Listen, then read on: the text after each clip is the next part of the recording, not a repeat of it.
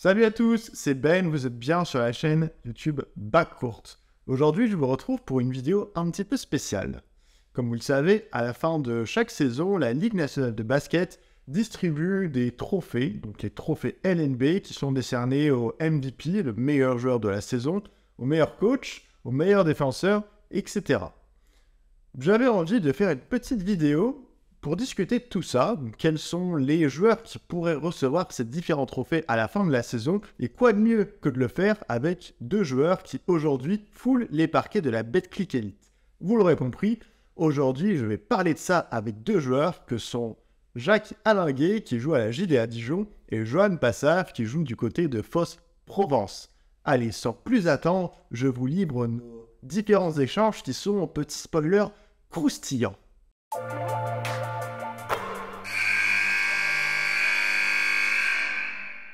Bonjour et bienvenue, j'espère que vous allez bien les gars, comment ça va? Très bien, hein. Ça va. Ça Nous, pourrait aller. on n'a pas perdu hier, donc ça va. Nous, c'est un peu plus compliqué. On a perdu hier. Il nous reste 4 matchs, donc 4 finales à gagner. C'est ça, mathématiquement c'est encore possible, hein. Il suffit que Jacques gagne demain contre Pau et c'est possible encore.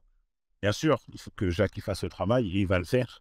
Mais le plus important, surtout, c'est que nous, on se mette à gagner des matchs. Ça commence par là. Ouais, ça va être Ouais. important. Ah, c'est clair. En plus, moi, j'ai regardé votre match hier. T'en as Vous pensé? étiez bien jusqu'au troisième quart-temps, quatrième. Après, ça a basculé. Dommage. Des regrets. Si près, si loin. Alors je vous propose du coup pour notre échange d'aujourd'hui de discuter des trophées que la LNB a l'habitude de remettre en fin de saison. Donc vaste sujet aujourd'hui puisqu'il y a énormément de concurrence cette année. Je vous propose peut-être de commencer par le trophée de meilleur jeune. Ce qui est intéressant de noter, c'est que dans les critères de règlement de la LNB, ne peuvent être mentionnés que les joueurs qui ont maximum 20 ans. Donc ça réduit aussi les possibilités des joueurs. Des joueurs comme Kamagaté, par exemple, ne sont pas éligibles parce qu'ils sont trop âgés. Le jeune Périfi, il est quelle année? Nadir Effi, il est éligible. Je crois il a 20 ans. Il a 20 ans, donc il est éligible. Et me dis pas que Yambi, il y est quand même. Wembanyama n'a pas 20 ans. Du coup, c'était la question que je veux vous poser. Il va peut-être être mentionné pour être le MVP. Est-ce qu'on peut considérer que Wembanyama peut rentrer dans la discussion pour être le meilleur jeune? Moi, je pense que, ouais. Après, il est jeune, hein. On va pas se Ouais. mentir. Mais Donc, c'est ça ma question. Il a quel âge là? Je me rends pas compte. il a 19 ans. Il a 19 ans. Ah, ah ouais, c'est cuit, hein. Non, Ah, franchement, franchement, en termes de meilleur jeune, parce que oui, il rentre dans la discussion, mais il n'a pas le même statut, il n'a pas la même équipe, il n'a pas le même. Pour moi, c'est pas. mais me parle pas d'âge, Jacques. Je ne parle pas d'âge. Tu me parles pas d'âge. Là, c'est meilleur jeune. Moi, je comprends tout à fait ton raisonnement, mais Non, moi, écoute, moi, si je m'écoute, je le donne à Nadjerifi. Il y a même moi, pas je le donne à, moi, je le donne à Nadir. moi, si c'est moi qui décide, je le donne à Nadjerifi. C'est même pas, il y a même pas de discussion possible. Ouais, moi, c'est Mais exactement ce que je voulais dire. C'est que moi, pour moi, personnellement, je le donne à Nadir. moi, personnellement, en tant que joueur de basket, je le donne à Nadjerifi. Mais la vérité, c'est que si Yambayama, il est dans la conversation et que tu dois le donner par définition, intrinsèquement parlant, oui, il va le rafler. Mais moi, je l'aurais donné à Nadjerifi. Ah, bah, c'est ton point de vue, mais moi, mon point de vue aussi, c'est que je le donne à Nadir Effi. Donc, on est tous les deux d'accord. Après, la LNB ou les journalistes, Et ils vont choisir qui ils veulent. Mais de mon point de vue, je donne à Nadir parce que voilà, c'est c'est pas facile de jouer dans une équipe qui joue le maintien. C'est et très. dans les critères, bien sûr, ce qu'il fait avec le Portel, et d'ailleurs, s'ils sont encore devant nous, il y en est pour beaucoup. Et même sans parler de ça, moi, j'avais assisté à son éclosion l'année d'avant. Il est dans une constante progression, et là, c'est même plus, il assume, il porte son équipe. Exactement. Il porte son équipe pour son jeune âge. Au fait. Et après, il n'a pas les mêmes joueurs autour aussi, hein. Mais d'un autre côté, c'est pas nous qui allons que voter, et que tu sais très bien que si la LMB décide aussi, Yambayama, bon, c'est pas de sa faute non plus s'il est éligible dans plein de catégories aussi, tu vois. Non, mais il mérite aussi. Après, c'est pas. Pour moi, de mon point de vue, je l'aurais donné à Nadir parce que voilà. Euh, voilà, c'est un jeune, il a, comme aussi Victor, mais pour moi, c'est pas la même chose quand tu joues une équipe, tu joues dans une équipe qui joue le maintien, parce que jouer le maintien, c'est pas n'importe quelle équipe qui peut jouer le maintien. Il faut avoir des joueurs aussi adaptés. Je pense que le Portel, ils ont une philosophie, une culture, ils savent que chaque année, ils vont jouer le maintien, donc ils ont de l'expérience là-dessus. Et faire jouer un jeune qui domine dans une équipe qui joue le maintien, je sais pas, c'est très difficile pour moi. Mais à contrario, Jacques, je suis d'accord avec toi, mais si on va dans ce sens-là, Yambayama, il a la pression sur lui depuis le début. Il est parti de l'Asvel. Bon, on sait un peu comment ça s'est passé. Ils sont deuxième du championnat. C'est le meilleur joueur de son équipe. Il va jouer les playoffs dans un autre sens. Moi, je suis d'accord. Moi, encore une fois, je me répète, je suis un pro Nadir et par rapport à tout ce qu'il fait, et comme je vous ai dit, c'est mon petit en plus de ça. Mais je suis obligé d'être objectif aussi. Il y a un mec, il y a un mec, Meilleur, lui, il meilleur est joueur. meilleur numéro. Ça se discute, hein. Waiters peut être aussi peut être dans la discussion du meilleur joueur. Oui, bien sûr, mais il est deuxième du championnat. Il est un jeune aussi, parce que c'est ça qu'on a rappelé. Malheureusement, pourquoi on parle de lui, c'est parce qu'il fait partie de cette catégorie-là. Je suis entièrement d'accord. Mais il y a juste un facteur que tu oublies, c'est que Victor, il a été recruté, c'est pour être la star de son équipe. Tu vois? Mais tu peux être une star et avoir floppé, non? Donc, Non, c'est clair, tu peux avoir flopé, mais tu vois, c'est pas une surprise. Tu vois? bien sûr que non, mais on est obligé de prendre en considération parce que tu sais, moi aussi, je veux valoriser ce que fait Nadir. Et comme tu as dit, là, toute la plaidoirie que tu as fait, je suis comme toi. Je voudrais que Nadir l'ait, le trophée. Mais dans un autre sens, tu peux pas banaliser ce qui est fait. Justement, je banalise pas. Le seul truc que je dis, c'est que Victor, il a 2 saisons et demie derrière lui, même, on peut dire 3 saisons avec Nanterre, Asvel. Il a fait l'Euroleague. Tu vois, il a de l'expérience derrière. C'est un critère que tu peux pas négliger aussi. Tu peux pas négliger aussi. Jeune, c'est aussi être rookie. Pour moi, Nadir, il a explosé l'année dernière, en fin de saison de l'année dernière. Je me rappelle, en plus, c'est contre nous où il est rentré. Le match, il était plié, on menait de 30 points. Il est rentré, ils ont fait une remontada. Ils ont perdu que de 15 ou de 10. C'était en fin de saison. Donc voilà, il a signé son contrat l'année dernière. Alors que Victor, c'était pas ça. Et encore une fois, oui, et je partage ton avis. Moi, Oui. je sais que ça soit Nadir qui gagne. Mais d'un autre côté, je connais la LNB, je sais comment aussi il raisonne, et toi aussi d'ailleurs. Il a en face de lui un ogre. Voilà, Donc, ça, c'est clair. On est d'accord. blocage. On voudrait tous les deux que Nadir le gagne. On parle le même langage. On est tous les deux d'accord. Tous les trois. Moi, je suis voté aussi pour Nadir. Question de statut aussi. Si on doit voter, je lève la main, je vote Nadirifi. Bon. Question de statut aussi, je rejoins Jacques un peu. Historiquement, c'est vrai que le trophée de meilleur jeune, on est plutôt sur des joueurs qui sont prometteurs, on va dire, alors que Victor, en soi, il a déjà prouvé, il a attendu. Donc rien que pour ça, en fait, je le donnerais aussi à Nadir. J'espère aussi qu'il faut Après, on remet pas en cause. la même que nous. Parce que c'est ça, en fait, qui me fait peur. J'espère qu'ils auront la même lecture que nous. De se dire, il faut valoriser vraiment le fait que ça soit un rookie ou quoi. Il l'a été l'année dernière. Wemby, il me semble, c'était le meilleur jeune l'année dernière. Ouais. Il était dans un autre contexte. Et dans une saison, il n'avait pas fait beaucoup de matchs aussi. Et tu vois, c'était déjà un peu compliqué déjà. Mais ils lui ont donné. C'est pour ça que je vous dis qu'il y a la logique implacable aussi de la LNB. Et il y a ce que nous, on voit et notre analyse. Médiatiquement, effectivement, ce serait pas déconnant de penser que la LNB va le donner à Victor. Puis même, si le joueur vote, ils mettent Ifi avant Yambayama, sûr. En tout cas, effectivement, ça me paraît être les deux joueurs qui sont vraiment dans la discussion. On peut aussi noter, j'avais noté de mon côté le coéquipier de Victor, hein, Bilal Koulibaly, qui explose vraiment aussi cette saison. Et puis une petite mention, parce qu'il n'a pas disputé beaucoup de matchs, mais il rentre dans la catégorie à Zachary Rizaché, mais qui a vraiment pas vraiment énormément joué, mais qui l'année prochaine, s'il reste, en tout cas, pourrait tout à fait être le meilleur jeune. Bah, tu vois, moi, j'aurais mis dans le même ordre que tu as donné. Tu vois, j'aurais mis Ifi, Koulibaly et Rizaché. Nadir Ifi, meilleur jeune de la LNB, en tout cas, effectivement, d'après nous. Ouais. En tout cas, c'est ce qu'on voudrait. Je vous propose qu'on parle maintenant du meilleur défenseur, donc une autre catégorie. Avant de parler des joueurs qui pourraient l'être, je voulais avoir votre avis. Pour vous, quels sont les critères à prendre en compte pour décerner le titre de meilleur défenseur? Est-ce qu'on se positionnerait plutôt sur le rating défensif de l'équipe, regarder les interceptions, les blocs, plutôt le travail de l'ombre? Qu'est-ce que vous en pensez? Moi, je pense que c'est un tout.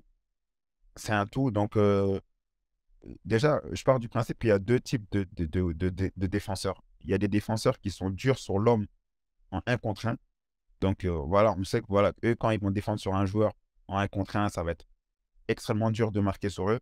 Et il y a des défenseurs qui sont intelligents dans le placement. Genre, ils savent se placer. Collectivement, ils savent défendre. Donc, pour moi, c'est une caisse.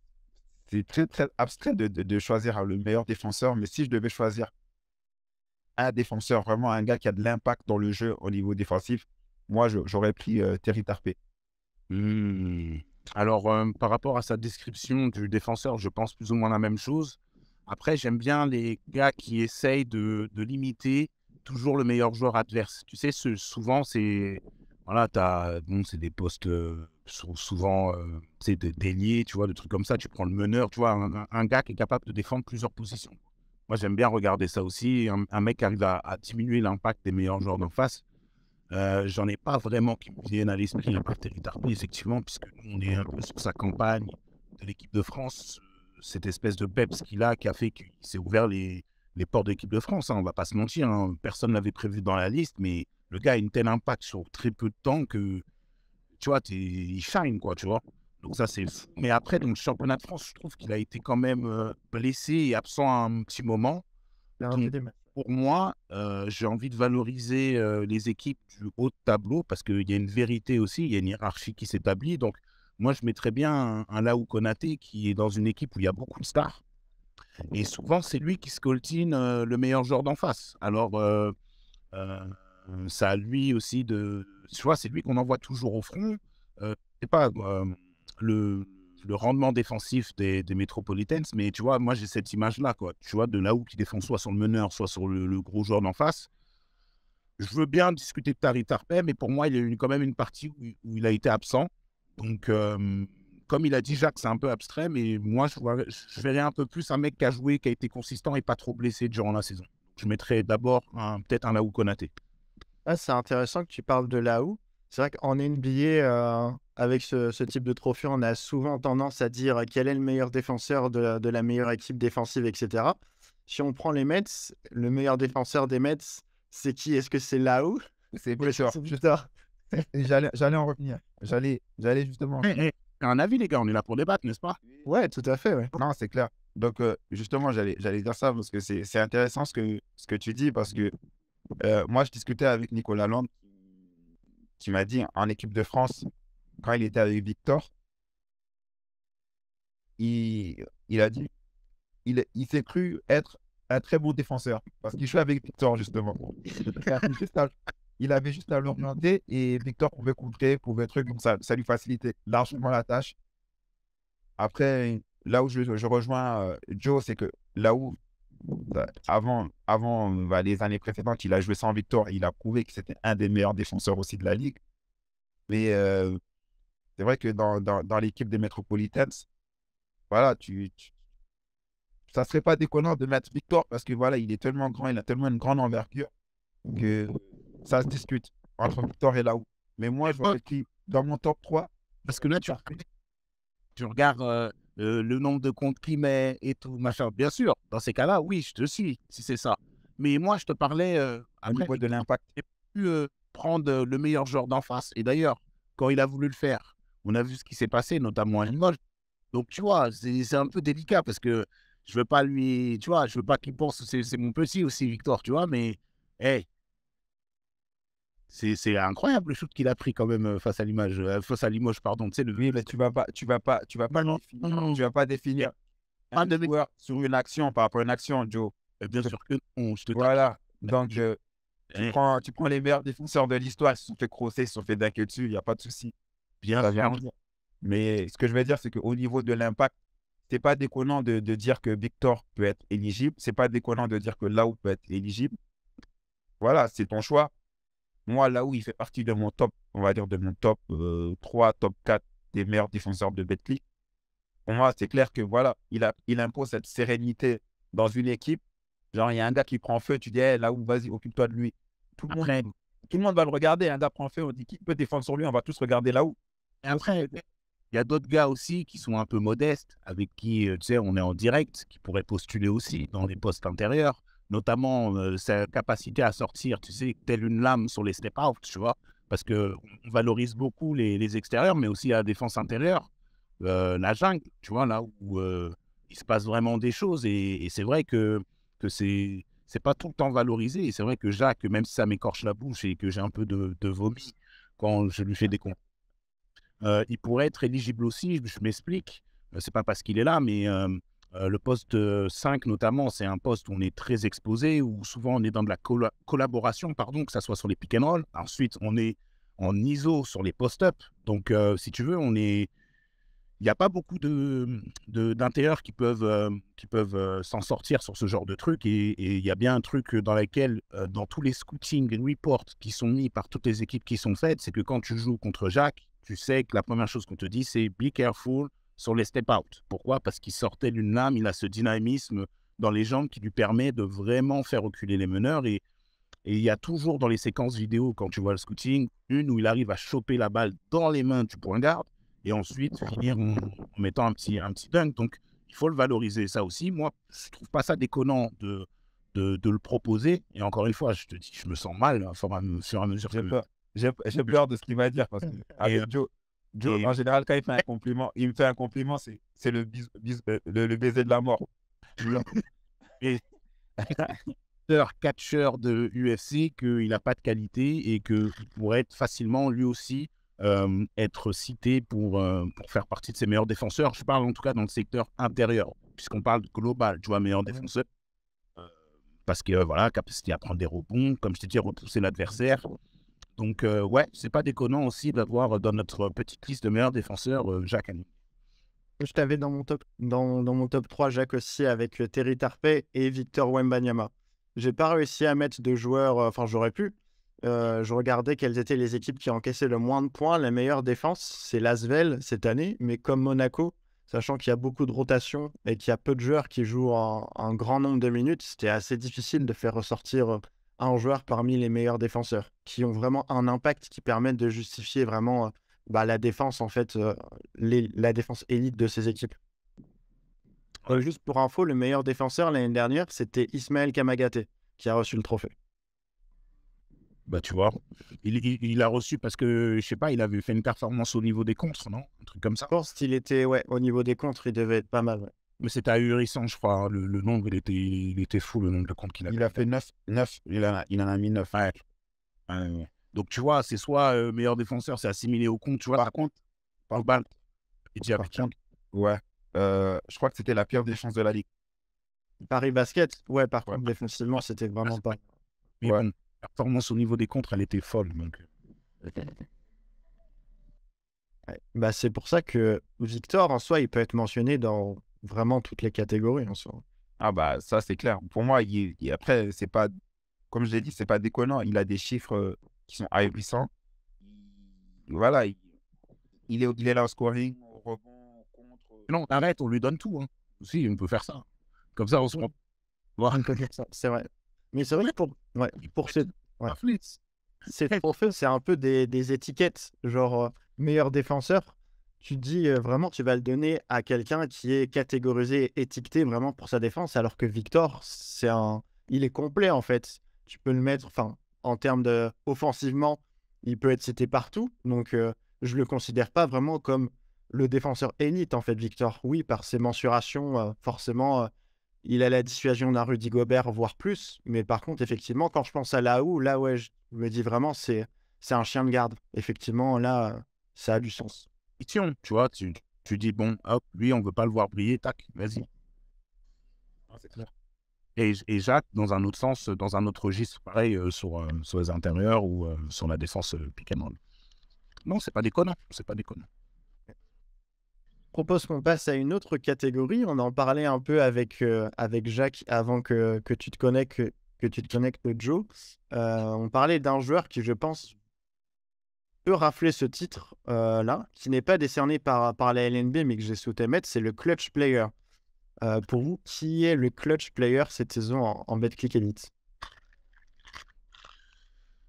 J'ai pas son nom, mais c'est le joueur de Limoges, là. Ouais, je pense aussi. Le meneur. Ouais. Une compil de la LMB là-dessus, là, c'est trop. Bryce Jones. Ouais. Ouais. Ouais, franchement, il a mis des shoots clutch comme. Il en a mis des shoots clutch. Je crois qu'il a... Le foot sur Wemby. Hein.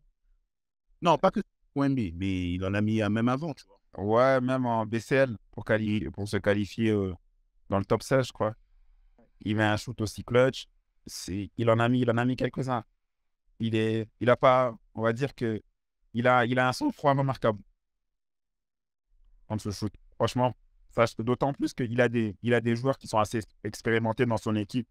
Je pense à Nicolas Lang, ce genre de choses. Donc, il faut avoir une sacrée paire de cojones pour dire, voilà, je le joue. Et puis, ouais. Donc, pour moi, je pense à lui quand on parle de joueur clutch. Même si j'ai un des joueurs les plus clutch de ces dernières années dans mon équipe. Oui, Ouais. Faut le dire aussi, et David Olson, ouais. Et Bryce Jones, qui est aussi incroyable, c'est qu'il joue à Limoges. Donc, il joue à Beaublanc. Il y a toute cette effervescence aussi quand il rentre ses shoots clutch, du coup, et qui sont à domicile. C'est assez incroyable. Ouais, c'est clair, mais ça peut être un couteau à double tranchant parce que tu peux te dire que si tu le prends et que tu le rates, demain, ta voiture, elle irait, quoi, à Limoges. Ça peut mettre une pression supplémentaire. Donc, il a d'autant plus de mérite voilà, de les prendre et de les mettre. J'essaie de réfléchir à part lui, franchement. J'en ai deux d'autres. Marcus King de Strasbourg, qui a quand même, je trouve, été assez clutch dans la saison. Et puis Matt Morgan, qui est assez incroyable. Ouais. C'est vrai, c'est pas faux. Matt Morgan. Ouais. Alors, Matt Morgan, c'est plus peut-être, il va peut-être pas avoir ses shoots qui sont clutch. Par contre, il va te provoquer une faute qui va te donner 2 lancers francs. Et des lancers francs, je sais pas c'est quoi le record de lancers francs tirés sur un match, mais plusieurs matchs, il a tiré 15 ou 16 lancers francs. C'est assez incroyable. Il est hyper agressif. Capable de marquer des points ou clutch? Parce que moi, il y a un gars qu'on a oublié de citer qui est un peu mon chouchou. Moi, c'est Randall Marsh. Randall Marsh. Ah ouais, moi. Je suis un Rouennais, moi. Moi, je supporte la chorale. Ouais, donc. Non, mais c'est bizarre que tu l'aies même pas cité dans ces cas-là, tu vois. Ouais. Après, on voit, il y a ces 4 joueurs. Ouais, mais parce que là, il a parlé de Morgan ou Keane. Pour moi, c'est des scoreurs, tu vois. Oui, mais Keane, il a mis quand même des choses assez clutch. Hein. Les 3 points sortis un peu de l'espace, là, tu vois. Un peu, tu vois, le profil type petit meneur qui shoot à 3 points, qui explosif à en main, qui peut shooter de n'importe où, qui sont dangereux. Matt Morgan, comme il a dit, il va aller provoquer des fautes. Tu vois, on parle de... Comme clutch, ok. Mais oui, Ronald Marsh peut tout à fait rentrer aussi dans cette discussion. Parce que moi, je regardais le dernier match de Rouen. C'était contre Nanterre. Contre Nanterre, ouais. Tu vois, il n'a pas décidé de prendre le ballon et de jouer, tu vois. Ouais. Ah, je vois ce que tu veux dire. Ça peut arriver, hein, mais ouais, moins face à Nanterre, effectivement. Moody a été plus clutch contre Nanterre. Moody a vraiment été énorme. Il y avait Woody qui faisait un gros match. Peut-être que c'est le genre de gars qui peut être capable de laisser s'il voit quelqu'un qui est plus chaud que lui. Je sais pas, mais bon, je suis d'accord, j'accepte. Je vous ai dit, Randall Marsh, moi, c'est plus parce que c'est quelqu'un qui, je trouve, sur cette saison, m'a vraiment impressionné et je trouve qu'il était consistant. Et en plus, ça fait longtemps qu'il est en France, donc on commence à bien le connaître. Donc, je trouve vraiment qu'il a vraiment franchi un palier. Ah, je dirais pas le contraire. Ouais. Ronald, il est vraiment très très fort et même à la création, hein, son nombre de passes décisives, il y a eu plusieurs matchs, il était pas loin des triples-doubles. Donc, ouais. Meilleur joueur, un usage rate qui est assez énorme, mais il est aussi capable de créer pour les autres et ça, c'est important. Exactement. Okay, mais je reste sur Jones, si je dois donner un nom final. On est d'accord pour la deuxième fois de notre vie. Alors maintenant, peut-être une catégorie où il y aura moins de débats, quoique, celui du meilleur coach. L'année dernière, le trophée de meilleur coach est revenu à Vincent Collet, qui avait terminé aussi deuxième avec les Mets, avec une équipe beaucoup plus expérimentée que celle de cette année. Donc, je vous laisse en débattre. Quels sont les critères pour décider de quel coach a réalisé la meilleure performance? Les critères, moi, je dirais, déjà, pour moi, le classement, il compte, mais on ne doit pas regarder que le classement. C'est-à-dire que si on regardait que le classement, on aurait donné le meilleur coach, ça serait le premier de la saison régulière. Donc pour moi, le classement, il n'y a pas que ça qu'il faut prendre en compte. Il faut prendre aussi en compte comment le coach il arrive à exploiter les qualités des joueurs, de gommer les défauts des joueurs, de voir comment l'équipe elle joue ensemble. Pour moi, c'est des critères qui ne sont pas négligeables. Donc, pour ces raisons, je ne mettrai pas le coach de Monaco. Donc, parce que pour moi, voilà quoi. C'est que, je trouve que bah, Moi, je trouve que tu as de la pression. on sent une différence entre l'équipe Monaco Euroleague et l'équipe de championnat. C'est-à-dire qu'ils ne respirent pas en fait cette. Il n'y a pas cette alchimie. Moi, je ne ressens pas cette alchimie. Pardon? Oui, je ne ressens pas cette alchimie. Après, c'est des joueurs, voilà. Ils sont, par exemple, défensivement, j'ai l'impression qu'il n'y a pas vraiment de principe. Ils jouent, ils défendent que sur leur qualité. Excusez-moi, je peux me permettre un truc? Jacques, tu as compris que leur premier objectif à Monaco, c'est l'Euroleague. Et que quand ça se terminera, et j'espère le plus tard possible pour eux, ils vont venir, ils vont tabasser la Ligue. Hein. Parce que là, pour l'instant, leur objectif, Encore une fois, on est totalement d'accord. Et c'est pour ça qu'on est là pour débattre sur les trophées LNB et que je ne choisirai pas ce coach. On est d'accord? D'accord, oui, parce que Donc, on vient de dire la même chose que on n'a pas vraiment. Ouais, pour l'instant, c'est l'Euroleague. Mais pour l'instant, c'est ce que je suis en train de dire, qu'il y a deux équipes. Mais Il n'y a pas cette alchimie dans les accords. accords. Je tenais juste à souligner. Oui, mais c'est exactement, tu dis exactement ce que je suis en train de dire. Ils sont pas encore à fond. Oui, mais j'aimais pas juste la manière dont tu le dis. C'est juste ça. Bah, mais tu dis exactement je comprends ton argument. Je suis d'accord dans le fond de ton argument. C'est de la forme dont tu l'as dit que je suis pas d'accord. Mais ok, tu peux pas le donner. En tout cas, pour moi, il n'y a pas le plein potentiel de Monaco en LNB. Là, pour l'instant, c'est un Monaco qui a sa priorité sur l'Euroleague. Ça, c'est pour ça que j'ai dit qu'il y a deux équipes. Il y a une équipe Euroleague, il y a une équipe. C'est juste, j'ai pas aimé la façon dont tu l'as dit, c'est tout. Bah, peut-être. Après, c'est ton choix. Qu'est-ce que je te dise? Mais on dit la même chose. On est d'accord. Donc, j'ai dit, pour cette raison, je ne choisirais pas le coach de Monaco, Sacha Obradović. Donc, pour moi, je pense que ça se discute. Laurent Villa fait un excellent travail avec Cholet. Ouais. Donc, il arrive à tirer le meilleur de son équipe. Et puis, ça serait pas déconnant de parler de mon coach aussi, Nenad Markovic. Donc, Dijon. T'as dit quoi? Vous êtes combien, Dijon? Je crois qu'on est 5e ou 4e. Quatrième. Et en plus, s'il peut m'entendre et que je peux gratter 2-3 minutes de temps de jeu. Ouais, mais dans ces cas-là, tu sais, par rapport à ce que tu utilisais comme argument pour Nadir, c'est pas déconnant aussi de parler d'Éric Gérard. Hein. Parce que ce qu'il fait avec Le Portel, avec la pression et de peut-être encore une fois maintenir le club, tu peux valoriser ce côté-là aussi. Hein, parce que cette année, franchement, les places, elles sont chères et tout. Ils sont combienième? Je crois. Le Portel, ils sont 14e ex aequo avec Blois. Et Michael Hesch, je trouve qu'il rentre aussi dans la discussion. Tu vois, les équipes qui comme ça, n'étaient pas programmées. Non, pour moi, non, parce que j'aurais pas mis Michael ou Éric Gérard, parce que... Non, je dis juste... On les a tu vois, ils ont eu des coups de mou assez... Tu vois, Blois, ils étaient sur une série de défaites quand même assez conséquentes. Tu vois, il fait du bon travail pour une équipe qui vient de monter, mais pour moi, il n'est pas dans la discussion des meilleurs coachs. Ah oui, non, mais je te s'entend. Ça s'entend. Ça, moi, celui que tu as cité en deuxième, là, enfin, le premier que tu as cité, pardon, Laurent Villa, pour moi, je crois qu'il n'y a même pas de débat. En plus, ils sont allés au bout. Enfin, pardon, ils ont malheureusement perdu en finale, mais comme tu as dit, il a tiré au maximum son groupe. Ils sont allés loin dans quasiment toutes les compétitions. Franchement, ce ne serait pas déconnant de lui donner, tu vois. Après, Cholet est toujours en poule pour les playoffs, mais on est d'accord. Ah oui, Cholet est troisième. Ça veut dire qu'ils ont joué toutes les compétitions quasiment à fond.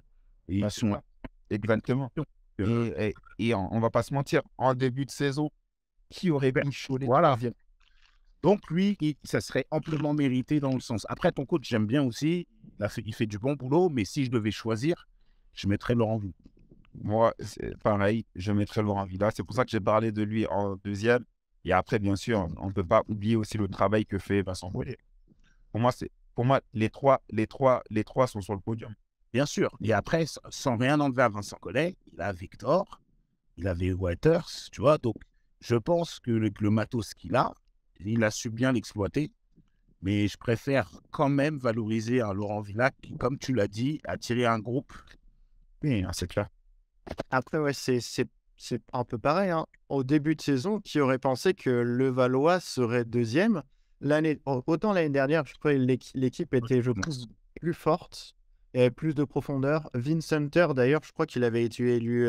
non, pas Vince Hunter, le meneur Will Cummings. Il avait fait une saison extraordinaire. Ils avaient vraiment une équipe complète. Je ne sais pas si on s'attendait à ce que Waters soit aussi fort, à ce que Victor domine autant, tu vois. Je trouve que le travail que fait aussi Vincent Collet cette année, il est assez remarquable. Mais c'est vrai que quand tu as Victor, qu'il est à ce niveau-là, Après ce que tu as dit, tu me fais changer un peu d'avis aussi. C'est vrai que je m'en... Non, mais c'est vrai, parce que c'est. Mm. Mais moi, je mets quand même Laurent Villa. Laurent Villa. Mais après, voilà, moi je pense que on va vouloir mettre Laurent Villa, mais la hype qu'il y a autour, comme tu as souligné, parce que là, tu vois, au début, moi j'étais parti bec et ongle Villa, mais là, j'avoue, le petit argumentaire que tu as donné, je me dis, voilà, on sait que bon, cette année, c'est un peu autour de Victor, que la Ligue l'utilise comme une vitrine, et exactement juste par rapport aux arguments que tu viens de donner, je dandine de la tête parce que je me dis, ah, t'as réussi à me convaincre un peu quand même. Parce que. Après, il y a un truc qu'il faut oublier, qu'il faut prendre en compte aussi, c'est que quand tu prends Cholet jouer, Cholet quand il joue, tu vois vraiment que c'est vraiment. Tu sens que tout le monde apporte dans l'équipe. Donc, c'est vrai. le coach, il est derrière, tu vois, c'est un chef d'orchestre, il gère un peu tout. La patte. Quand tu prends les Métropolitains jouer, tu vois qu'il y a 2 joueurs qui jouent. Tu vois, c'est moins, ouais. C'est moins huilé, en fait. Ouais. Donc, c'est pour ça que pour moi, il n'y a pas de doute. C'est Laurent Villa, tu vois, en termes de meilleur coach, en termes de ce genre de choses. Et en plus, on peut pas, et comme tu as dit, Joe, on ne peut pas renier le fait qu'ils ont joué 2 compétitions à fond, alors que les Métropolitains n'en ont joué qu'une seule avec leur effectif. Ça, je suis d'accord. Mais c'est parce qu'il a été bon dans ses arguments, tu vois. Et là c'est bien, Jacques. Tu m'as reconforté dans bec et ongle Laurent Villa. Mais il a été bon, t'as été bon. Mais ouais, Cholet, en plus, Laurent Villa serait l'ensemble de son œuvre. Il l'a pas eu l'année dernière, alors que l'année dernière, Cholet a aussi fait une très grosse saison. Et je vois, il y a 12 ans, il se battait pour le maintien, hein. C'est vraiment le travail de Laurent Villa qui les amène là où ils sont aujourd'hui. C'est vrai, ça valoriserait l'ensemble de son travail. Donc, je pense que ouais, c'est pas je pense, je lui donne mon vote, Laurent Villa. J'aurais aimé avoir votre avis sur un autre coach, donc peut-être qu'on n'en parle pas assez. Tu connais bien Jacques, c'est Laurent Leniam qui a pris quand même Gravelines en cours de saison et qui là, ils sont sur une dynamique assez incroyable, hein. Gravelines est bien placé pour finir à la 8e place et se qualifier en play-off, alors qu'ils ont fait un début de saison qui était vraiment pas terrible. Ouais, c'est vrai, on pourrait en discuter, mais après, moi, je pars du principe que voilà, il a fait combien de matchs? Il a coaché combien de matchs? Est-ce qu'il a coaché plus de la moitié des matchs? Est-ce qu'il... Pas loin, je pense. Ouais. Je pense pas loin. Je sais plus quand est-ce qu'il est arrivé, mais je pense pas loin. Après, c'est vrai que voilà, il est venu, il a redressé l'équipe. Mais pour moi, ça doit se juger sur une saison complète. Et il n'a pas fait. Tu vois, il est arrivé, je crois, en janvier, je crois. Ouais, Mais attends, il s'était fait cut quand? J.D. Jackson, il s'est fait cut, je sais plus. Attends, je vais rechercher ça. Parce que déjà, le premier argument que Jacques a donné, déjà, ouais, t'es jugé sur la saison, pas sur quand t'arrives, tu vois. Après, il faut saluer son travail, ça, attention. Non, c'est clair. Il n'y a pas de problème là-dessus, mais par rapport aux autres coachs qui sont là depuis le début, tu vois, t'es un peu déjà hors compétition, quoi. C'est fin novembre. Il est arrivé fin novembre. Non, mais que tu en parles et que tu le cites, pourquoi pas. Mais par rapport aux autres coachs qui sont là et tu sais qu'on fait toute la saison, c'est quand même particulier. Mais oui, il faut saluer le travail. Et puis de toute façon, ses qualités de coach n'ont jamais été remises en question, si tu veux. Ouais, exactement. Il y a un contexte qui est différent, puisque comparé aux autres coachs, il est arrivé en cours de saison avec une équipe qu'il n'a pas construite. Donc là, c'est vraiment peut-être c'est peut-être vraiment là, au final, que tu vois quel coach tu es, en fait. Bah, bien sûr, mais attends, par contre, il n'y a aucune question là-dessus. Laurent Leniam est un très bon coach, hein. Après, voilà, Jacques, il le connaît tout aussi bien. C'est d'autres aspects qui rentrent en jeu. Mais au niveau du coaching, Laurent Leniam, tu sais que c'est du piano, quoi. Tu vois, Ouais, tactiquement, il connaît le basket. voilà, Il connaît le basket. tu peux pas dire Et, autre chose. non, mais c'est vrai que ça se discute. Hein. J'y avais pas pensé, mais c'est vrai que ça se discute. Ça se discute, mais c'est sur toute une saison qu'on juge. Tu donnes pas. Voilà. Mais moi, Mais par contre, faut saluer le travail. Ça, par contre, rien à dire là-dessus. Il est peut-être temps de parler du MVP. Est-ce qu'il y a débat? Tu veux vraiment m'obliger à parler là tout de suite? Est-ce qu'il y a débat sur le MVP? Moi, je dis que il y a débat. Ah, Il y a débat. alors vas-y, je t'écoute, parce que tout à l'heure, sur la catégorie des jeunes, j'étais absolument d'accord avec toi. Mais là, comment tu vas faire pour pas lui donner? Bah, faut pas lui donner. Déjà, c'est pas moi qui lui donne. Mais Tu veux me faire croire qu'ils vont pas lui donner, sans déconner. en fait, je sais pas si tu as compris le principe. J'ai compris le principe, mais, Ouais, le principe, il faut c'est se pas projeter dans la réalité. que la LNB quand va. même. À qui la LNB va. Ah oui, mais C'est de dire c'est qui ton MVP, c'est qui ton MVP, c'est qui ton truc. Ouais. Bien sûr, j'ai compris le principe, mais il faut pas faire les ahuris non plus, tu vois. On va essayer de Personne n'a fait des RE, je dis juste qu'il y a débat. Ça, Ok, alors nous t'écoutons. il y a plein de joueurs qui peuvent prétendre à ce titre de MVP. Les 5, c'est ça? Et tu donnes par ordre, on fait comme... Oui, on peut faire ça. Ouais. Pour moi, Victor, D'accord. Victor, bien, il y a pas débat. Il est dans le débat. Jacques, faisons les choses correctement. On donne un 5, mais tu donnes dans l'ordre 1, 2, 3, 4, 5. Dans l'ordre qui mérite en deuxième, en troisième, en quatrième, en cinquième. Il faut donner 5 potentiels MVP dans l'ordre croissant. Okay. C'est ça? Ok. Ouais. Bah, en premier, je mets Victor. Donc, au final, aucune surprise. Non, j'ai pas dit qu'il y avait pas de surprise. J'ai dit qu'il y a débat. C'est différent, c'est deux choses différentes. Pour moi, cette année, il y a beaucoup de joueurs qui peuvent prétendre au titre de MVP parce que le championnat, il est assez relevé. On a des super gros joueurs qui sont arrivés cette année, qui ont explosé. Donc, pour moi, c'est clairement, il y a débat. C'est pas comme si c'était aussi facile. Après, c'est clair que voilà, la couverture médiatique fait que tout ça pour numéro 1, c'est qui? C'est Victor. Ok, merci. Enchaîne.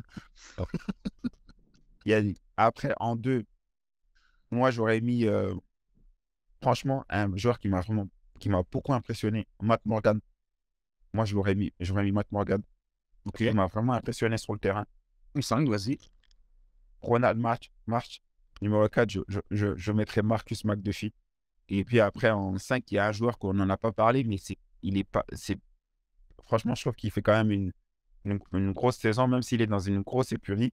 C'est Nando De Colo. Ouais. Nando De Colo. Mais est-ce qu'il peut être compté, sachant que le montage financier, etc. Tu vas avoir des problèmes. Tu vas avoir des problèmes. Écoute, il est dans le championnat. Voilà, on va pas débattre dessus. Il est dans le championnat. Bien sûr. C'est la vérité du terrain. Sur le terrain, il fournit. Donc, on va pas s'occuper de tout ce qui est extra basket. On va laisser les politiciens s'en occuper. S'il n'était pas là, est-ce que l'Asvel serait dans le top 8 en vrai?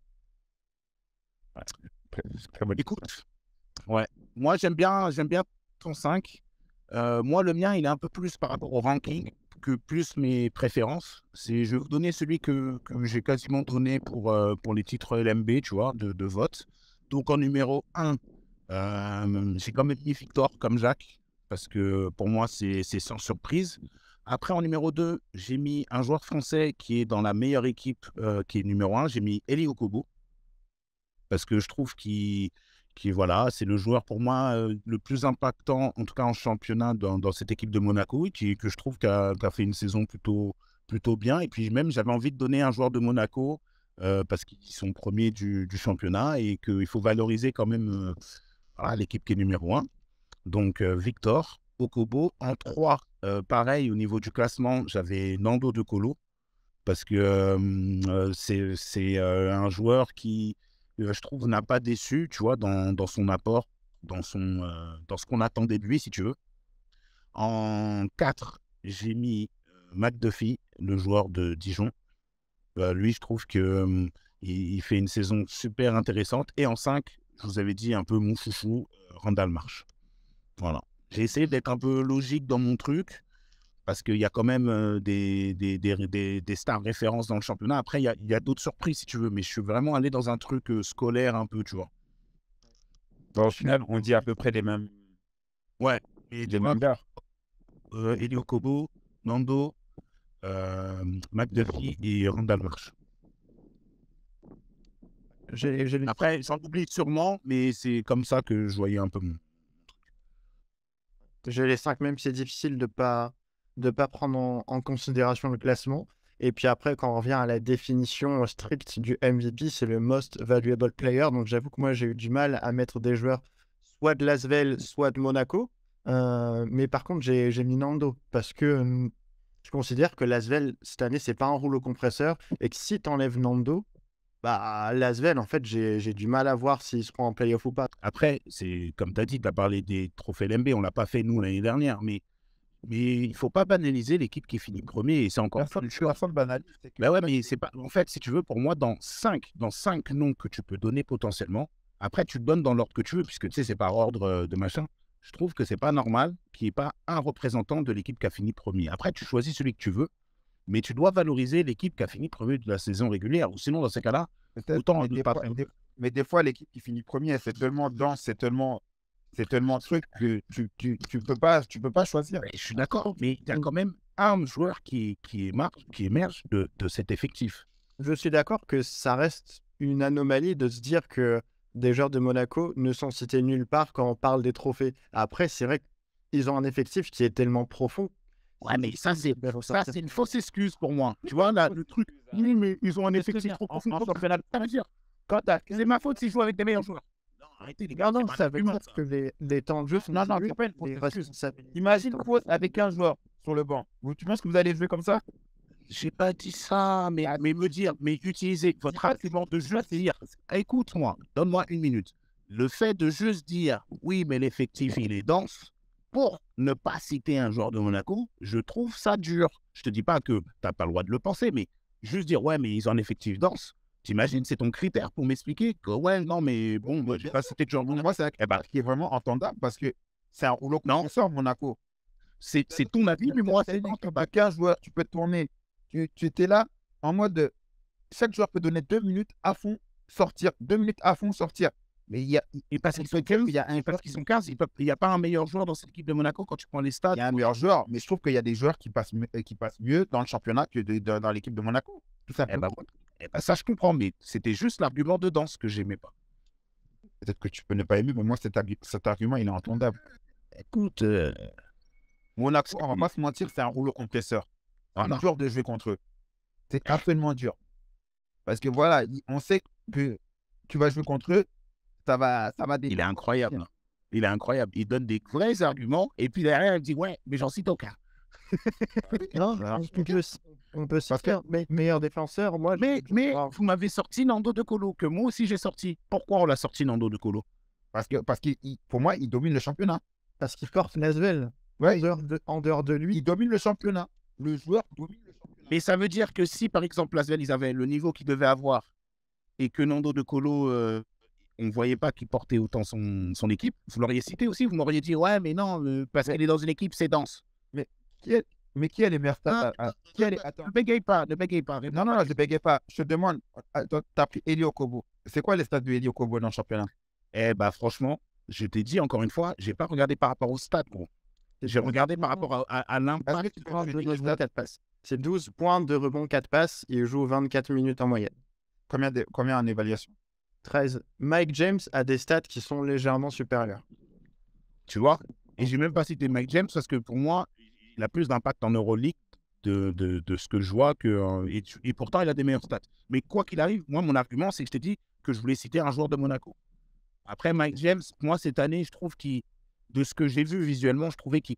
Alors je sais c'est paradoxal de dire ça alors que tu me dis qu'il a des stats de ouf, mais je trouve que parfois il coûte cher à Monaco, tu sais, avec son côté un peu machin, alors que Elie, je le voyais vraiment comme un leader offensif de Monaco, plutôt régulier. C'est pour ça que je l'ai cité lui. Ça s'entend. C'est juste que moi, si je devais être dans mon sac, je préfère prendre Matt Morgan que Elie Okobo, même si je trouve que Elie, c'est un super joueur. C'est ton argument et je le respecte. Mais moi, je dis juste que Elie Okobo, je le mets devant Matt Morgan. Oui, ça s'entend. Ouais, exactement. Mais toi, au final, c'était quoi ton 5? C'est le même que celui de Jacques. Mais dans mon 5 c'est parce que vous MVP. êtes potes, ça. Non, c'est dans mon 5 MVP. Je différencie vraiment le MVP du 5 idéal. Pour moi, le MVP, c'est le most valuable player. Et là où Okobo, je trouve qu'il n'a pas porté Monaco parce qu'il y a beaucoup d'autres joueurs autour. À Lasvel, c'est vraiment Nando qui a porté Lasvel. Mais moi, Nando, pour la petite info, au match retour, on a perdu d'une vingtaine de points contre Monaco. Elie, il n'a pas joué. Hein. Donc, il n'a pas joué. Non, il n'avait pas joué parce qu'il était au repos. J'imagine, il s'est reposé contre vous. Bah oui, c'est pour te dire que l'effectif est dense. C'est pour ça. Il peut se reposer pour être en forme au prochain match. Et nous, c'est pas reposé contre nous. Hein. Nous, il a joué. Hein. Bah oui. C'est ça. Mais il y a quand même 2 joueurs qui se sont reposés, c'est ce que je te dis. Non, mais voilà, mais après. Et Nando tu l'enlèves. C'est une question de goût et de couleur. Mais Nando, on l'a mis là. On l'a mis là. Je suis pas sûr que Lasvel ait gagné un match quand Nando était au repos. Ça, il faudrait vérifier. Mais encore une fois, on est unanime sur Nando. On l'a mis tous les trois, on est d'accord. Il n'a pas joué 6 matchs. Regarde bien, les 6 matchs, Lasvel a perdu. Et encore une fois, répète-moi, Le Mans, tu m'as dit, ils sont 4. Non. Le 7e. Ils sont 7e. Ouais. Matt Morgan, je l'entends. Hein. Mais ils sont 7e, ils vont faire les playoffs, ok. Ça me va. Je trouve que c'est cohérent puisque tu parles de MVP. Mais moi, je trouve que Okobo, c'était pas déconnant non plus. Mais je suis d'accord en termes d'impact, je le concède. À Monaco, l'autre joueur que j'aurais aimé faire ressortir, c'est pour la catégorie du meilleur défenseur, c'est John Brown, que je trouve vraiment incroyable. Ouais, j'avais oublié lui, tu vois. Ouais, c'est vrai. Je l'ai oublié. On l'a oublié. C'est pareil, il joue pas, il n'a pas un temps de jeu énorme en championnat. On le voit. Mais dans une équipe danse. C'est ça qu'il va dire. Ah ouais, mais dans une équipe danse. On le voit surtout en Euroleague. Hein. C'est un joueur qui provoque énormément de fautes offensives, de charges. C'est vrai qu'en championnat, il joue un peu moins, donc c'est dur de le faire ressortir en championnat. Si on prend uniquement la bête clinique.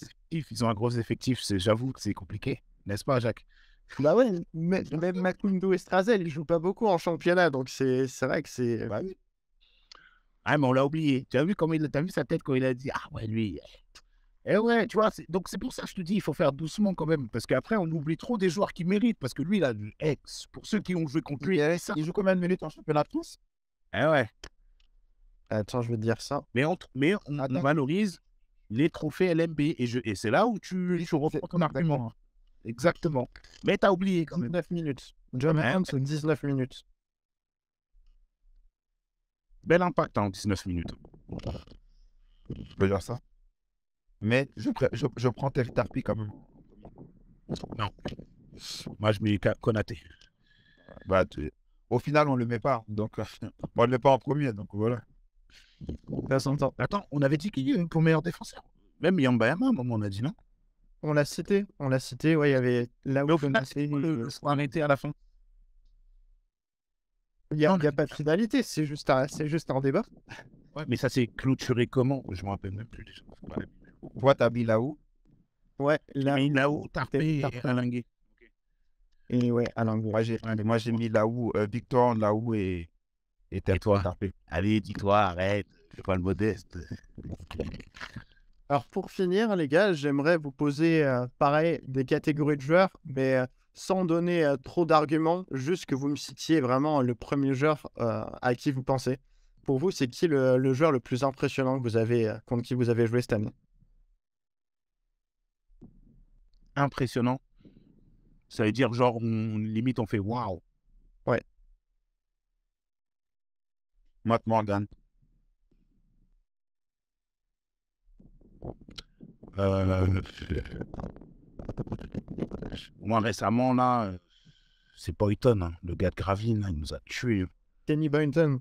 Ah ouais, lui, franchement, tu vois, cette année, machin, parce qu'en plus, c'était un match important contre Gravelines et tout. Il a pris le match en main. Franchement, à la fin, il a mis des shoots. J'ai fait waouh, tu vois. C'est lui le récemment, de ce que je me rappelle.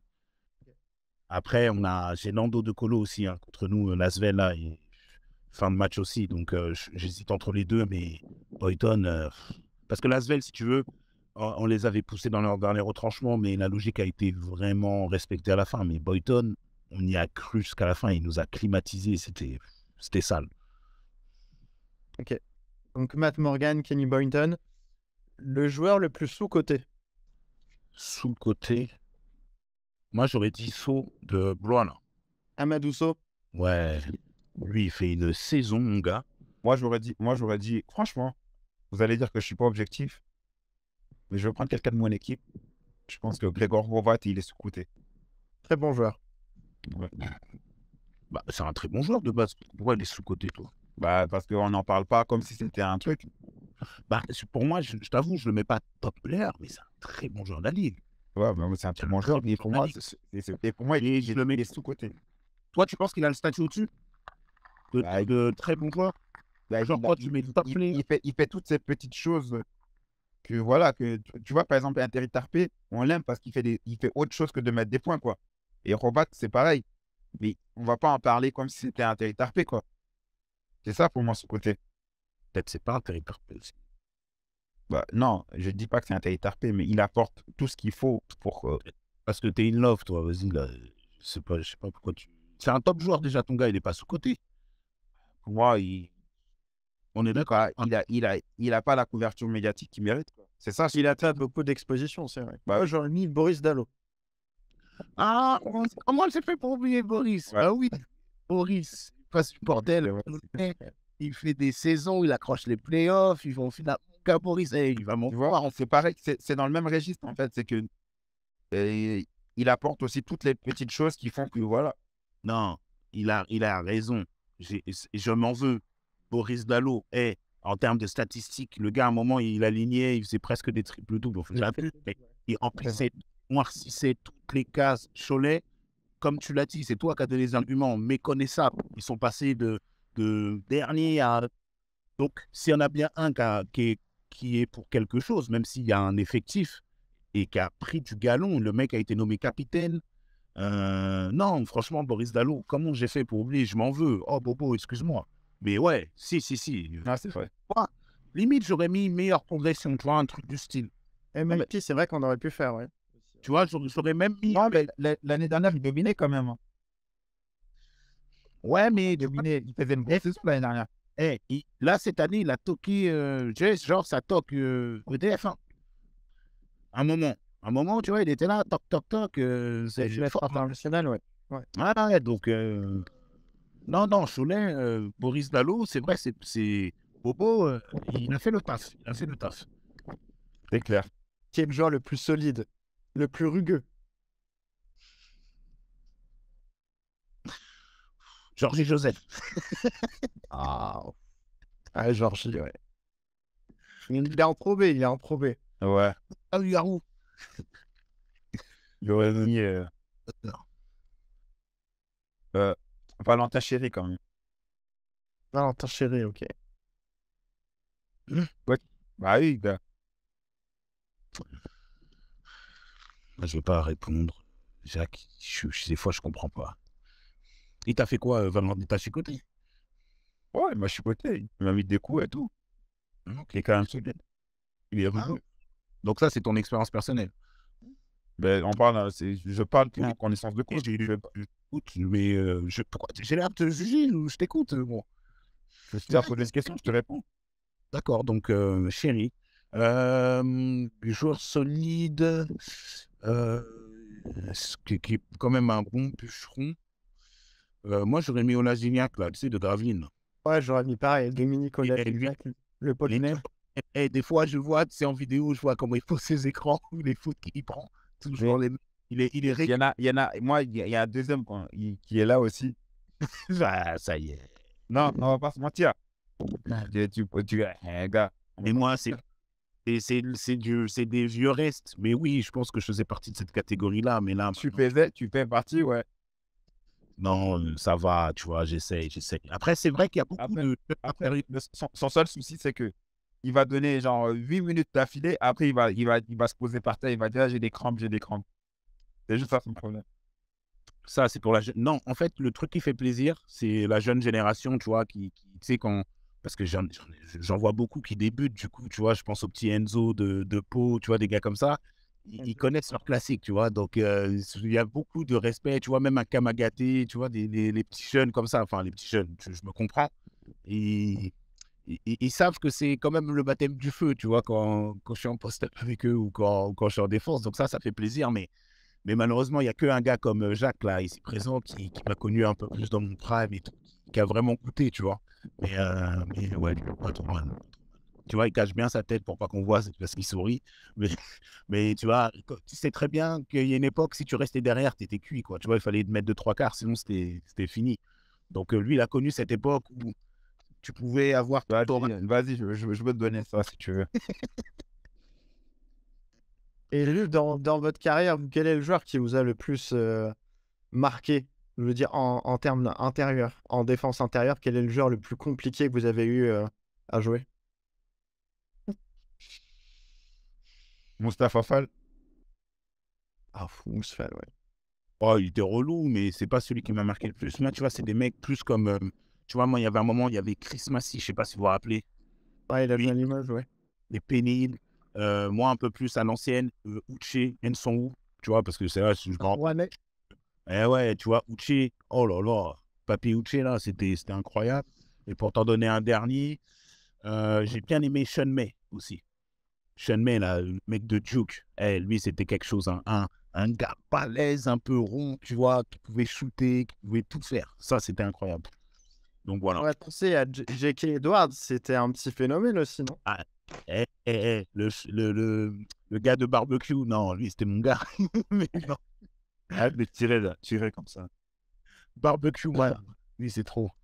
Mais voilà. Bon, les gars, merci beaucoup. On a fait le tour de ces catégories. C'était un vrai plaisir de vous avoir. Merci à Chaud toi. pour refaire une autre vidéo quand vous voulez. Donc, je tiens encore à vous remercier. Et puis, je veux vous souhaiter une bonne continuation pour la suite de vos saisons. Dans des championnats du coup respectifs, les playoffs pour Jacques plutôt. Et puis, on va espérer que Foss va se maintenir, Johan. Ça m'a. Ouais. Inch'Allah, pardon. Et puis, écoute, bonne chance pour les playoffs, ouais. Ouais. Bah, on va Bonne chance pour le maintien, 4 finales, et puis ouais, on fait ça. qui ne tente rien à rien, et puis de toute façon, on va rien lâcher. On va se battre jusqu'au bout. En tout cas, les gars, c'était sympa. Portez-vous bien. À bientôt. Ciao. Au revoir. You. Allez, Guaida. Ciao. Salut les gars. Ciao. Allez, je reprends la main. J'espère d'abord que cette vidéo vous aura plu. Vous avez pu voir et constater que, eh bien, même les joueurs qui ont l'habitude de s'observer et de s'analyser, eh bien, ne sont pas toujours d'accord entre eux. Cette saison, Victor Wembanyama pourrait être nommé dans plusieurs de ces catégories et cela cristallise un peu les débats. Alors, c'est le moment en fin de vidéo où je vous invite bien évidemment à vous exprimer dans les commentaires. Selon vous, est-ce que Victor Wembanyama peut être considéré et nominé parmi les meilleurs jeunes? Et d'après vous, qui sont justement ces différents joueurs qui pourraient remporter ces différentes distinctions? Je vous laisse vous exprimer en commentaire. Et puis, si ce n'est pas déjà fait, mettre un pouce bleu ou à vous abonner, ça fait toujours plaisir. Quant à moi, je vous retrouve bientôt pour une nouvelle vidéo.